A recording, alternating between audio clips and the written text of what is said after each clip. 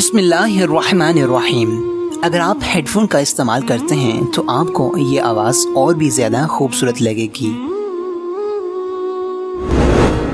सैयदना अली रज़ी अल्लाह ताला अन्हु बयान करते हैं कि रसूलुल्लाह सल्लल्लाहु अलैहि वसल्लम ने फरमाया, अगर मुझे अपनी उम्मत पर मुशक्कत डालने का खतरा ना होता तो मैं उनको हर नमाज के साथ मिसवाक करने का हुक्म देता और नमाज इशा को रात के पहले 1/3 हिस्से तक मुअख्खर कर देता।